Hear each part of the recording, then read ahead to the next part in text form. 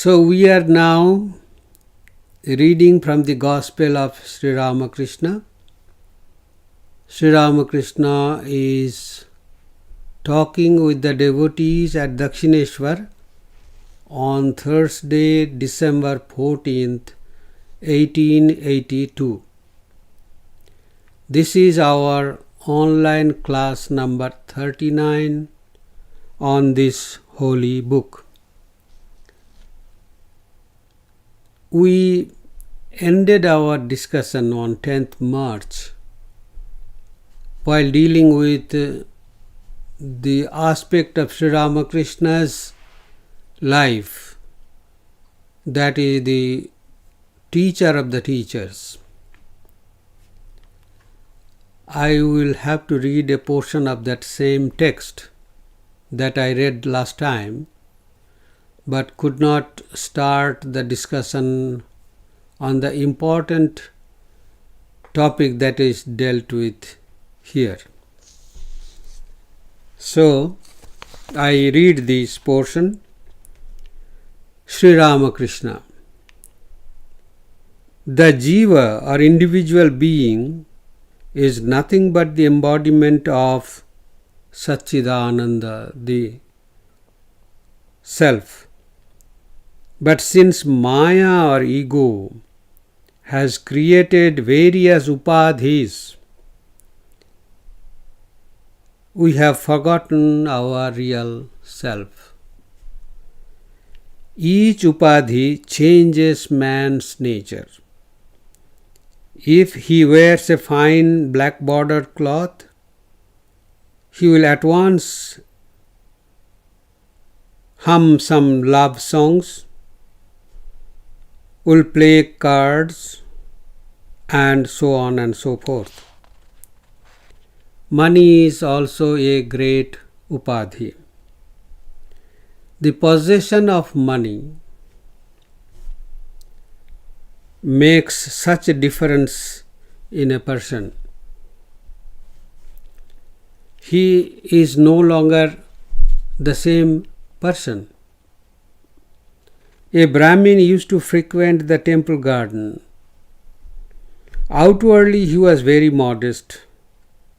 One day I went to Konnagar with Hriday. No sooner did we get off the boat than we noticed the Brahmin seated on the bank of the Ganges. We thought he had been enjoying the fresh air. Looking at us, he said, "Hello there, priest. How do you do?"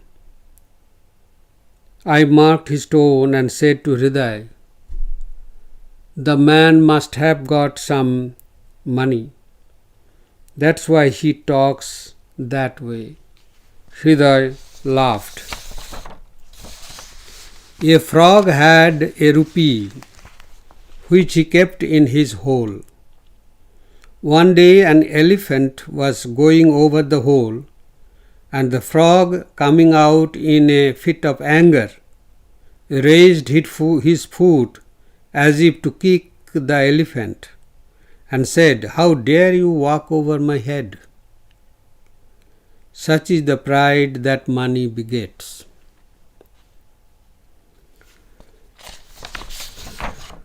Well, Sri Thakur is now answering the second question. What was the question? Vijay asked, "Why don't we see God?" Then Sri Thakur says, the Jiva is nothing but the embodiment of Satchidananda.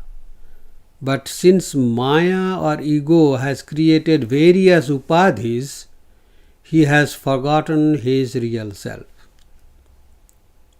Sri Thakur did not go to the philosophical details of why we are not able to see God.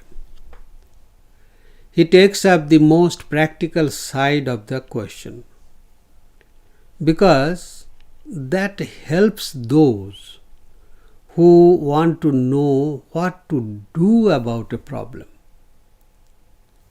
Hence he discussed the Upadhis. Upadhi means additions, or more correctly, an additional thing with which we identify ourselves at different levels of our existence.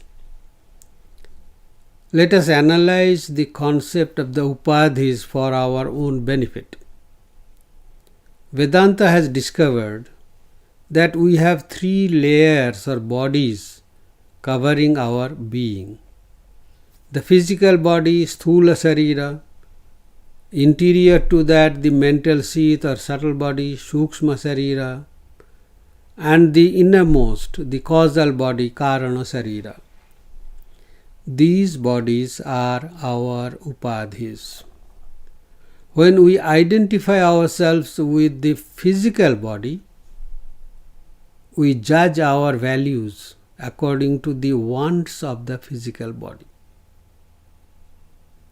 We value grosser things such as our physical comfort, physical enjoyment, physical happiness, like that.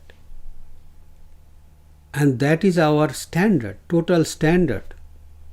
When we identify ourselves with our mind, we lift our physical awareness to a level higher than the physical one.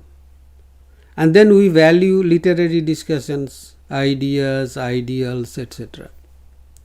We live in the intellectual world. When we are able to value our spiritual beings, we elevate ourselves to one higher level, still higher. So when we are at the physical level, when we quarrel with each other, we fight with with hands, physically fight. When we are at the intellectual level, we have intellectual debates, discussions, literary debates. And when we lift ourselves to spiritual level, then we start appreciating each other at that level.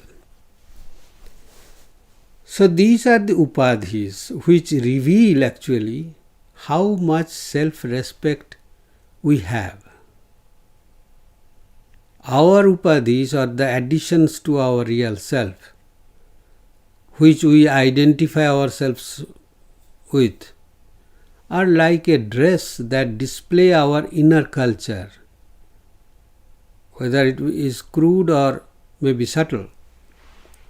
There was a very celebrated hunter named Jim Corbett in India. I am referring to the same Jim Corbett who was staying at the Treetops Hotel in a forest near Nairobi, Kenya, in that particular night between 5th and 6th February 1952. You might be knowing that he was helping the then Princess of England, Princess Elizabeth, and her husband in arranging for events for them in the forest. The couple too stayed that night in the same hotel. Corbett wrote in the visitor's logbook there, for the first time in the history of the world, a young girl climbed into a tree one day, a princess, and she climbed down from the tree next day, a queen.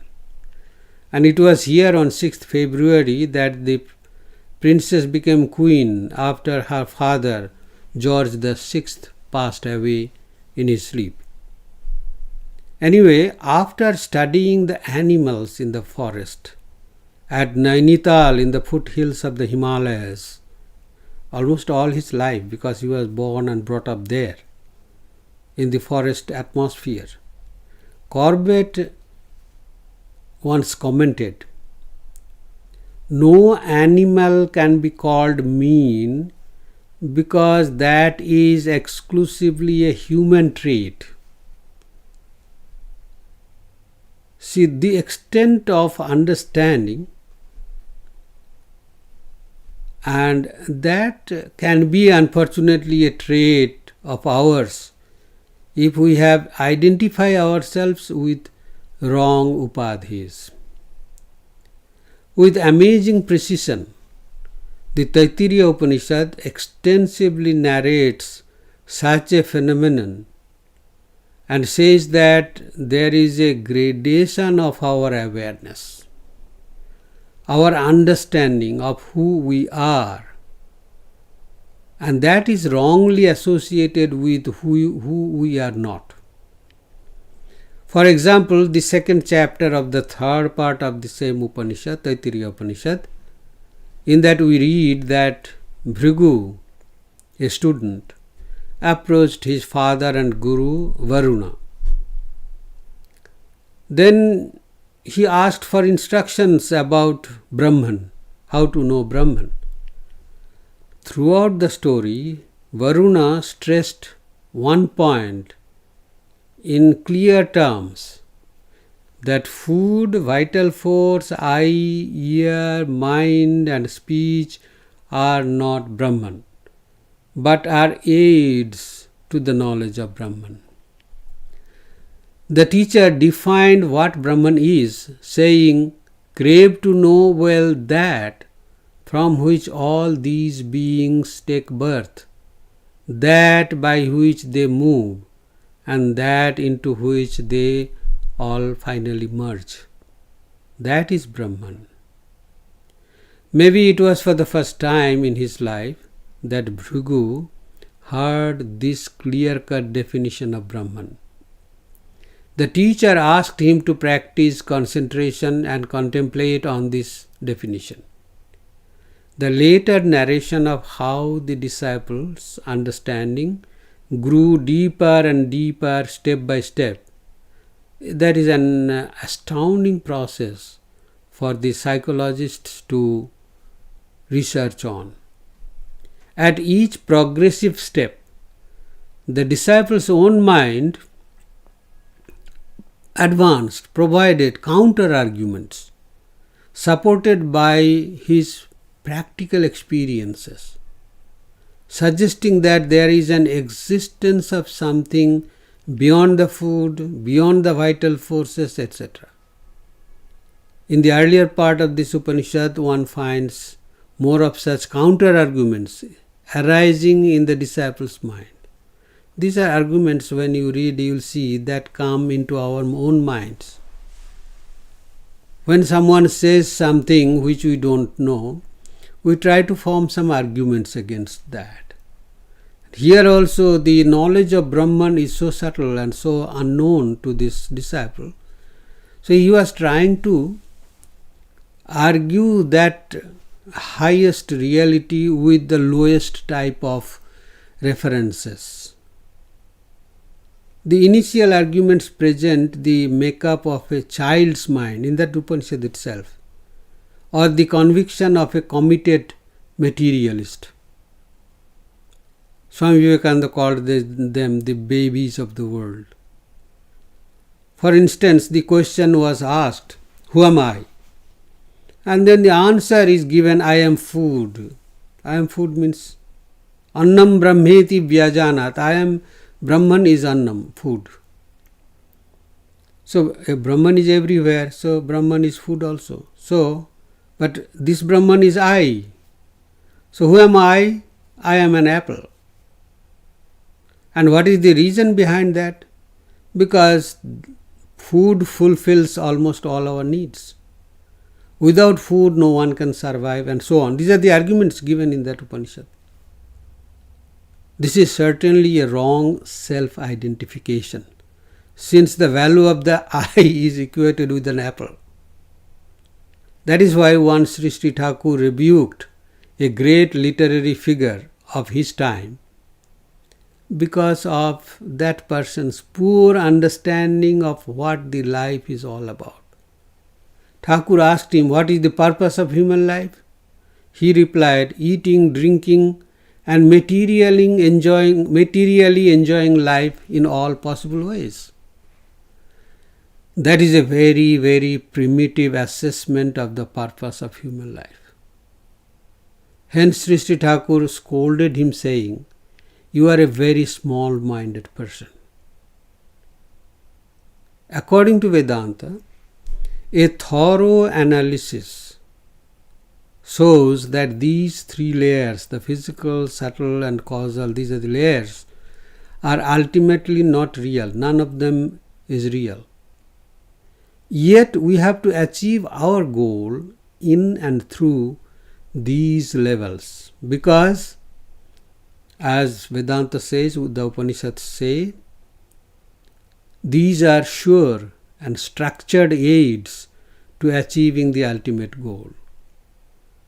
There is no other or better solution as to how to get out of these levels. When we identify ourselves with these levels become our goals. We forget the real goal. Unfortunately, our self-respect is formed according to our identification with any of these layers or levels or upadhis. And the chase of happiness, chase after happiness within that particular level only, makes us forget that there could be something higher and something better than this. Swami Vivekananda tries to logically ascertain it in this way. Suppose a baby stands up among you when you are trying to demonstrate an astronomical theorem and says, "Does it bring gingerbread?" "No, it does not," you answer. Then says the baby, "It is useless." So Swami Vivekananda says, babies judge the whole universe from their own standpoint, that of producing gingerbread. And so do the babies of the world. We must not judge of higher things from a low standpoint. Everything must be judged by its own standard, and the infinite must be judged by the standard of infinity. As Thakur has said, the ego is the cause of our upadhis. That means the ego is the main upadhi. The ego helps us to identify with other upadhis at different levels of our being. The ego is like a chameleon. It goes on changing its colors depending on the surroundings and on the need of the situation. It changes its colors to hide, camouflage itself from the predators or to hunt. Which color will it take? It will take the color of its background, of the level with which it is identified. Suppose it is in the midst of yellowish green color of new tender leaves of a tree. It will change its color to yellowish green. Suppose it is in the crimson red flowers of the gulmohar tree. It will change its color to crimson red. This change of color is needed to camouflage itself in order to hide its presence. Our ego too manages things this way. It merges itself with the levels to which we identify ourselves. Then the ego remains camouflaged, hidden, and that is why it is not easy to detect and identify the ego as the doer, as the guide. And that is why we suffer from its influences. The ego is the product of Maya, Thakur has said. That is the opinion of Indian philosophies. The other day, we learned from Patanjali Yoga Sutras that the ego is a combination of two powers, the power of the Atman and the power of the intellect. It is like an area created by the overlapping aura of both the seer and the seen, the subject and the object. That is what the Yoga Sutra said, Drik Darshana Saktyoho, Ekatmata Asmita. So the oneness, as it were, of both the powers of the seer and the seen. So the word ego became prominent in the psychology of Sigmund Freud. But in Vedanta and other Indian philosophies, the ego is not the same as has been explained by Freud. And Vedanta has explained about it about 8 millennium before. Anyway, according to Indian philosophies, the ego is called ahamkara, an appearance of the real I, akara, as it were, it looks like, look-alike, an appearance of the real I, or the self in a different form, through a different conduit or channel or a dress. This different form of the real I is created by not only one upadhi but many upadhis. As I said, the upadhis are the things with which we wrongly identify ourselves. The ego is thus the cause of our bondage and also the seat of all doubts.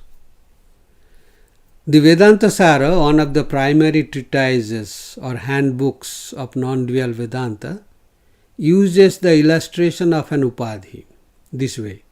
Suppose you are looking at the sun, but because of the small patch of cloud obstructing your vision, you are not able to see the sun. Even though the sun is enormously bigger than the tiny patch of cloud, but still you cannot see the sun. This cloud is compared to an upadhi. It can never hide the sun, but it can obstruct the angle of your own vision. This is the counter force of our upadhis in our spiritual life. So, then Thakur continues. Sri Ramakrishna continuing. One can get rid of the ego after the attainment of knowledge. On attaining knowledge, one goes into samadhi and the ego disappears. But it is very difficult to obtain such knowledge. It is said in the Vedas that a man experiences samadhi when his mind ascends to the seventh plane. The ego can disappear only when one goes into samadhi. Where does the mind of a man ordinarily dwell? In the first three planes. These are at the organs of evacuation and regeneration and at the navel. Then the mind is immersed only in worldliness and attached to wealth and enjoyments. A man sees the light of God when his mind dwells in the plane of the heart. He sees the light and exclaims, "Ah, what is this? What is this?" The next plane is at the throat. When the mind dwells there, he likes to hear and talk only of God. When the mind ascends to the next plane, in the forehead, between the eyebrows, he sees the form of Satchidananda and desires to touch and embrace it, but he is unable to do so. It is like the light in a lantern which you can see but cannot touch. You feel as if you are touching the light, but in reality you are not. When the mind reaches the seventh plane, then the ego vanishes completely. The man goes into samadhi.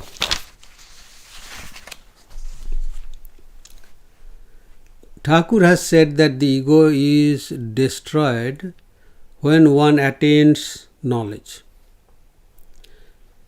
This phrase, the attainment of knowledge, used here is actually called liberation. The Upanishads say, at that point, one's doubts are gone forever and one becomes free.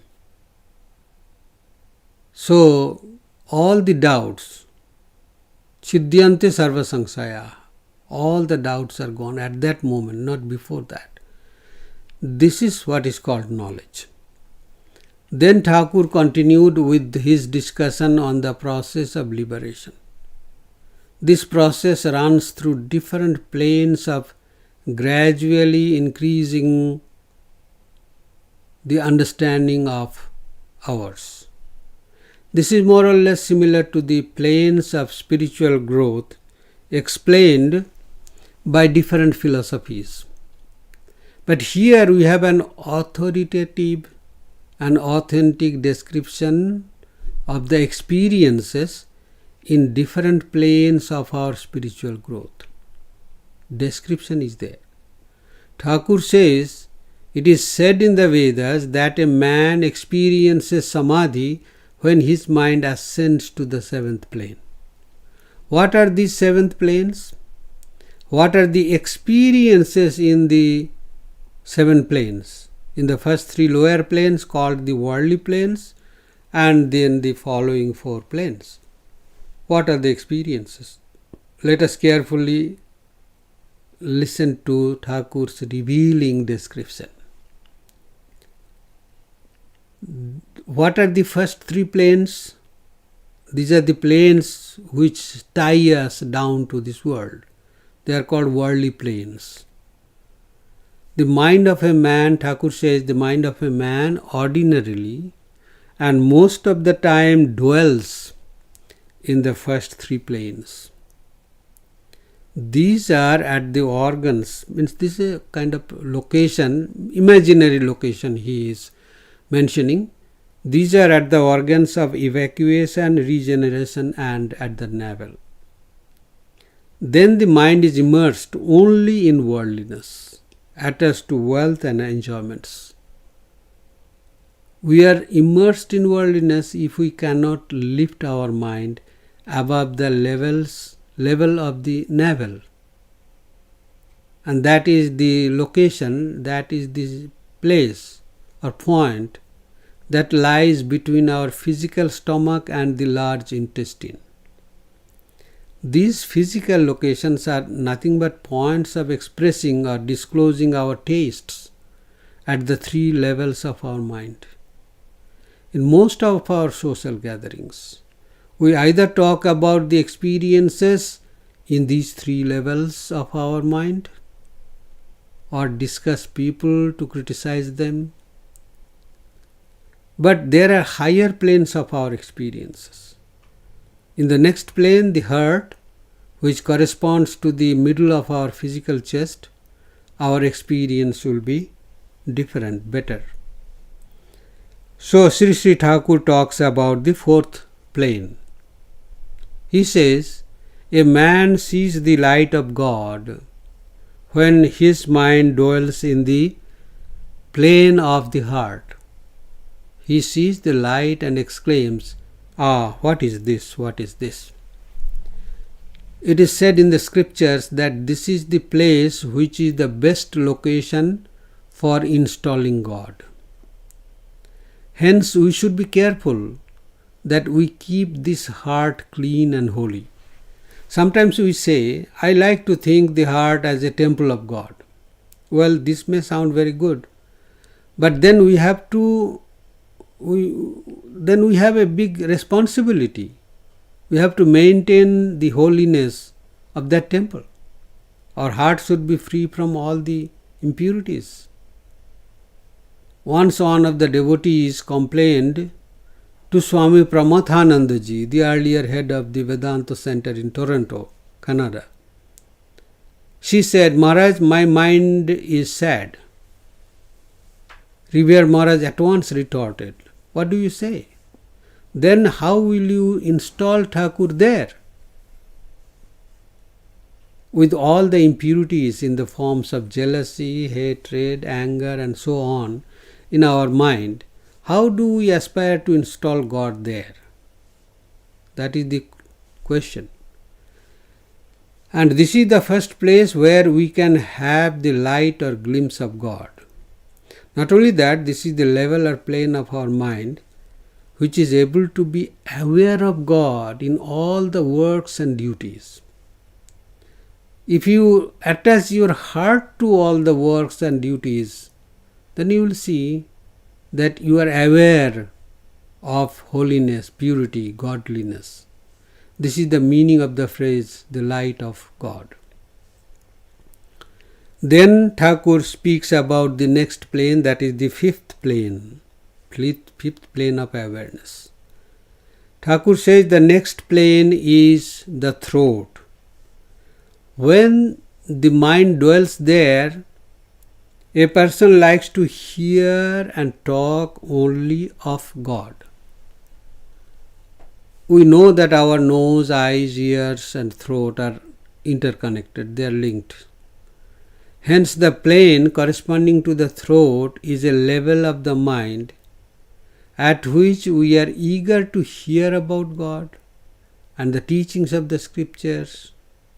We are eager to use our nose to smell godly fragrances. We are eager to use our eyes to see views associated with purity and holiness, to see pictures, etc., that inspire godly thoughts. And we use our mind, our mouth to speak holy words, pure words, pleasing words, and truth. Using our throat for throwing out or swallowing filth is not the acts for which the throat is created. There are filths inside us, impurities inside us, which need to be recycled inside. Because we need to use their energy for positive purpose. They produce energy for useful and holy purposes.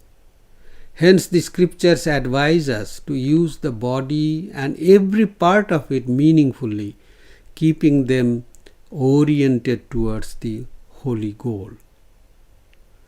Then Thakur speaks of the sixth plane. He says, when the mind ascends to the next plane, that is in the forehead, between the eyebrows, one sees the form of Satchidananda and desires to touch and embrace it. But he is unable to do so. It is like the light in a lantern which you can see but cannot touch. You feel as if you were touching the light, but in reality you are not. It is perhaps the only and the most graphic description of our spiritual experience at the sixth plane of our spiritual growth. The narration is so simple and the light in the lantern is so commonplace an illustration that we become speechless to read it. A realization is being authenticated by none other than an incarnation of God.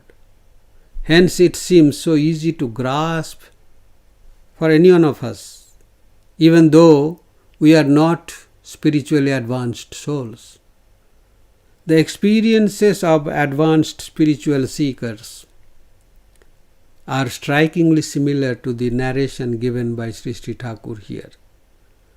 We have read this in the Yoga Sutras also. There also the same idea of the 7 levels of samadhis have been explained. So the last one, the Sasmita Samadhi, Asmita, there the experience has been very graphically explained, and that is almost similar to these types of Vedantic explanations. We have to remember that an authentic information about the spiritual experiences in this particular sixth plane is of crucial and practical importance to all sincere spiritual seekers. Of course, I am not denying the importance of the information about the earlier planes, but the sixth plane is placed at the gate or threshold of our spiritual liberation. You stand between the highest achievements of this world and your own final liberation. What is there on the other side? What do I have at the end of this most familiar side, our side? What is there in the other side? That is a question standing on this side, on our side. That is why the Mandukya Karika mentions this guesswork in a very, very interesting verse.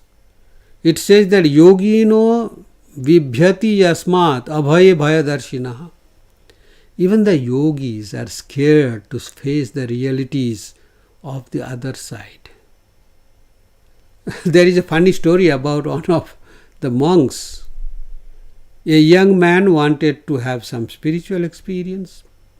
He studied many books, visited many spiritual practitioners, and consulted many wise people.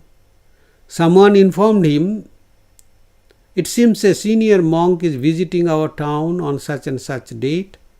He is known for his spiritual powers. He can fulfill your wish." The young man went to meet the monk. There was a long queue of people standing outside the door of the room where this monk was meeting spiritual seekers one by one. They would enter the room from one door and go out from the other side door. Hence, no one would know about what happened to the people who went inside. The young man became very curious when finally his turn came to go in. The one before him just went inside, and he knew it would take about 10 minutes before he would be called in. Now he was in two minds. What to do? Should I go in, or is it too risky to go in? He was lost in his thoughts. Suddenly he decided to turn around and leave. He left. He did not dare to enter. Of course, many years later he became a monk, dedicating himself fully to spiritual practices. The situation at the sixth plane may not be that disappointing, but it is of crucial importance for us to get the information beforehand. Hence, Sri Thakur says, when the mind ascends to the next plane, in the forehead, between the eyebrows, he sees the form of Satchidananda and desires to touch and embrace it. But he is unable to do so because it is like a light in a lantern which you can see but cannot touch. You feel as if you are going to touch it, but still you cannot. The Atman in us is like the flame inside the lantern. The body-mind complex, the Upadhi, is like the lantern, the whole lantern. The mind is like the glass covering the flame. Suppose it is very dark and you need light. Hence, when you see a light at a distance, you see a light only. You walk towards it. When you are far away from the lantern, you see only the light. As you come closer, you see the lantern. Still nearer, you see the light. You see that the light is covered by a glass. Now, when you are the nearest to it, you stop walking. Your walking has come to an end because you have reached here. Now, you not only see the light but also feel the heat. You are now at the sixth plane of your journey to your Atman. The light of the lamp, that is the light of Atman, that is illuminating every particle of the glass, that mind, the pure mind, which it is covering around. It is an Upadhi, a pure Upadhi. Thakur calls it Pakami. This whole mind, each particle of the mind has been, each thought or each of our vrittis, each vritti has been illuminated by this light, and that is percolating through. And we missed one important point in this narration, that is, you suddenly discover that the light illumines you. You are visible to yourself. Then the next plane is not very much of a difficult proposition to achieve. Sri Thakur continued to explain further. When the mind reaches the seventh plane, then the ego vanishes completely.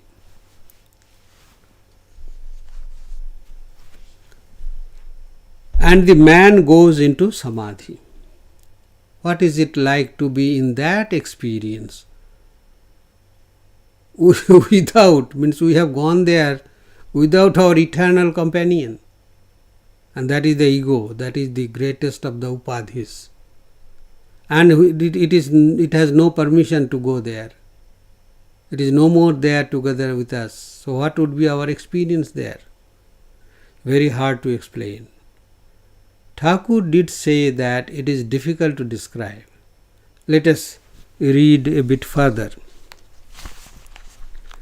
Vijay is asking, what does a man see when he attains the knowledge of Brahman after reaching the seventh plane? That is a curious question. Sri Ramakrishna is answering. What happens when the mind reaches the seventh plane cannot be described. Once a boat enters the black waters of the ocean, it does not return. Nobody knows what happens to the boat after that. Therefore, the boat cannot give us any information about the ocean. The ego is left outside. Once a salt doll went to measure the depth of the ocean. No sooner did it enter the water than it melted. Now, who could tell how deep the ocean was? That which could have told about its depth had melted. Reaching the seventh plane, the mind is annihilated. Man goes into samadhi. What he feels then cannot be described in words. So there are many Vedantic stories to explain the experience on the seventh plane. But there is one story which is very, very interesting and which is very revealing. It is a bit tricky, so we have to listen to it with attention. The title of the story is The Princess of Kashi. You know, Kashi is the name of the modern Varanasi, which is one of the very holy places in India. Once upon a time, some parts of India, then it was called Bharatavarsha, was governed by a noble king. The king had a son. The prince was then a young man of 25. He was, as the story should have it, a very handsome dream prince, well trained in the arts that are needed for him to take over the administration as the next successor of the king. He was noble, kind-hearted, and many such qualities can be added to him. One day this prince was wandering through the palace. He came across a set of stairs in the palace itself leading downwards.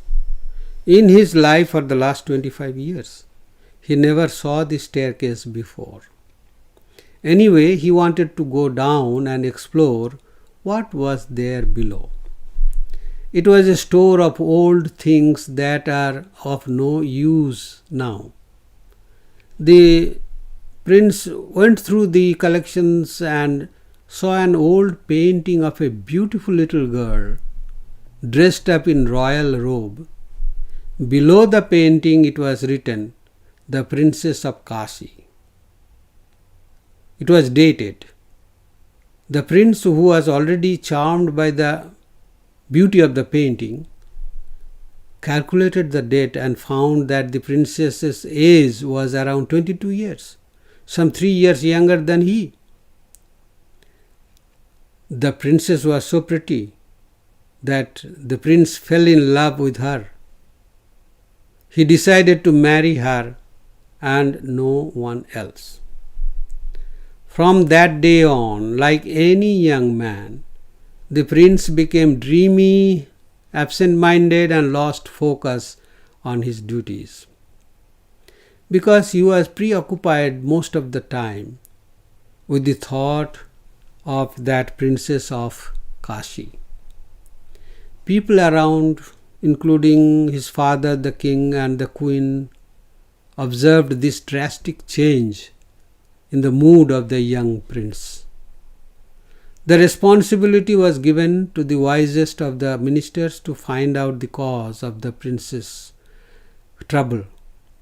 The minister approached the prince and assured him that he would be true to him and would not disclose his secret if that might bring any humiliation to him. Well, then the prince felt assured and told him that he was in love with the princess of Kashi. The minister had no idea who this princess of Kashi was.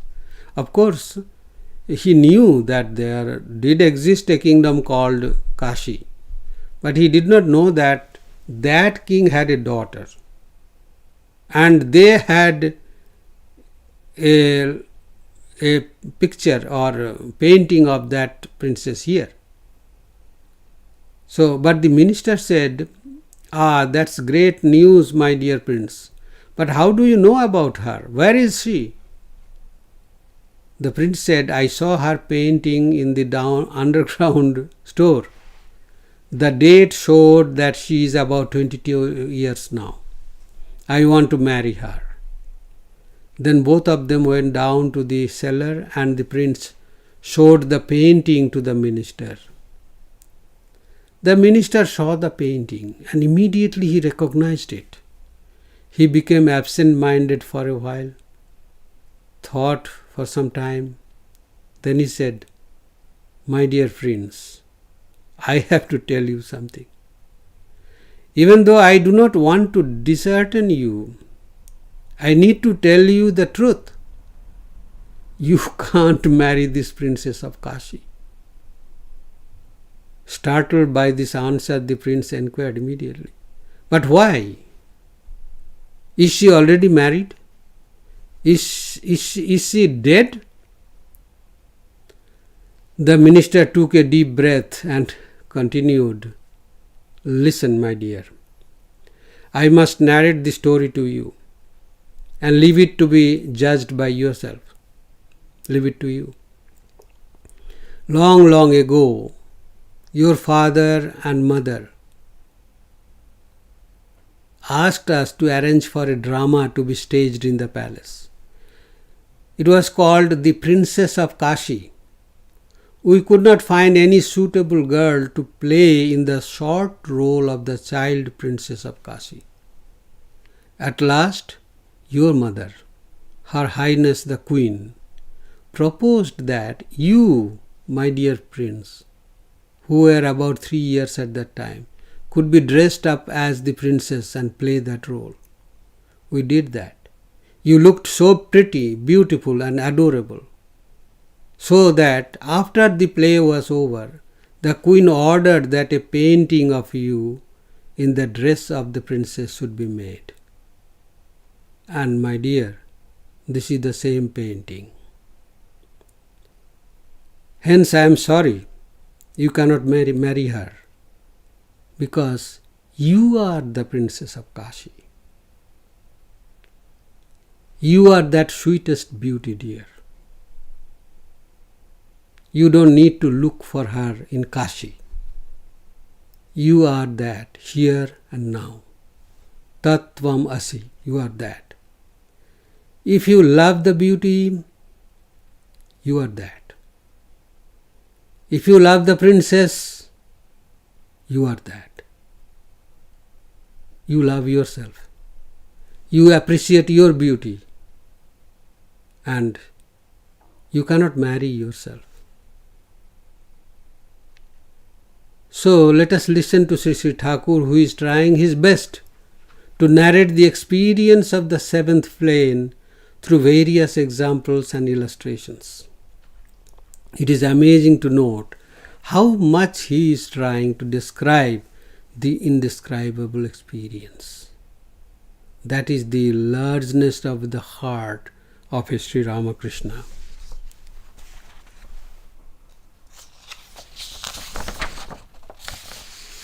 Thakur continued, the I that makes one a worldly person and attaches one to worldliness is the wicked I, that is the ego, raw ego, unreformed ego.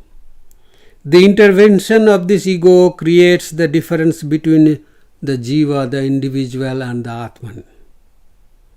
Water appears to be divided into two parts if one puts a stick across it. But in reality there is only one water. There is no this side or that side of this water. It appears as two on account of the stick, the ego. This I is the stick. This is the long particle pronoun. Remove the stick and there remains only one water as before. Now what is this wicked I? It is the ego that says, what, don't you know me? I have so much money, I am the wealthiest man. If a thief robs such a man of only 10 rupees, first of all he wrings the money out of the thief. Then he gives him a good beating. But the matter doesn't end there. The thief is handed over to the police and is eventually sent to jail. The wicked I says, what? Doesn't the rogue know whom he has robbed? To steal my 10 rupees. How dare he? Vijay, if without destroying the I a man cannot get rid of attachment to the world and consequently cannot experience samadhi, then it would be wise for him to follow the path of Brahmajnana to attain samadhi. If the I persists in the path of devotion, then one should rather choose the path of knowledge. You have to very carefully listen to what Vijay is saying.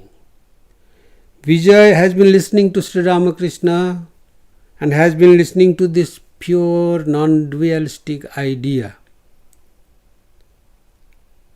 And therefore, and Vijay, we have to remember, that was a preacher of the Brahmo Samaj. And the Brahmo Samaj's Brahman, or the ultimate reality, was not non-dualistic. It was somehow mixed up with the dualistic devotional aspect and also non-dual oneness aspect. But see, what he is saying here is really revealing. He is clarifying the complications in that understanding itself, and he is perhaps accepting the stand that Thakur himself has taken. Then Thakur continues, Sri Ramakrishna. It is true that one or two can get rid of the I through samadhi, but these cases are very rare. You may indulge in thousands of reasoning, but still the I comes back. You may cut the peepal tree to the very root today, but you will notice a sprout springing up tomorrow. Therefore, if the I must remain, let the rascal remain as the servant I. As long as you live, you should say, O God, Thou art the master and I am thy servant. The I that feels, I am the servant of God, I am his devotee, does not injure one. Sweet things cause acidity to the stomach, no doubt, but sugar candy is an exception. So Thakur is trying to give stress on this idea that sometimes we may think that it is easy to get rid of suffering than realizing God. Buddhistic ideas are that we can get rid of suffering, and the dualistic idea or non-dualistic idea is that it is better to realize God or Brahman than getting rid of the suffering. Actually, this world is everywhere. It is within us, outside us. to get rid of the world and to attain our liberation, it is not just a joke. It is a big multiple existence before us, inside us. So if you remove one, another is coming and attacking you. Inside the mind, if you remove one, another thought is coming and assailing your mind.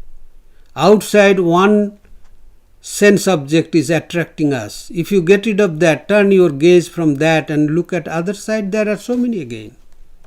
It is not that easy to get rid of this suffering by our own effort. So it is very easy that we turn our gaze towards God or towards our own self and realize that. Otherwise, it will be just a useless time pass. A bundle of useless time passes.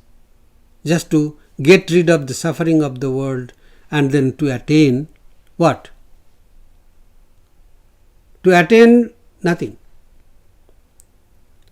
Therefore, Thakur is telling us that this world will not be over.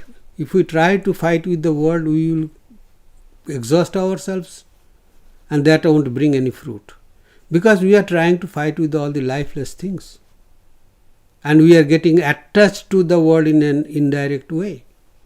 So that is why he is trying to give so much importance to this idea that the self that is inside us, or God, that is the goal of devotion.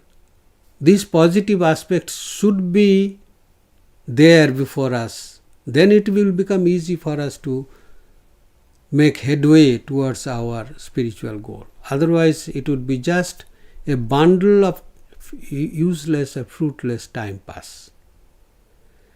So we will stop here today. We have come to the end of our time. I will end this discussion by chanting Om once. Om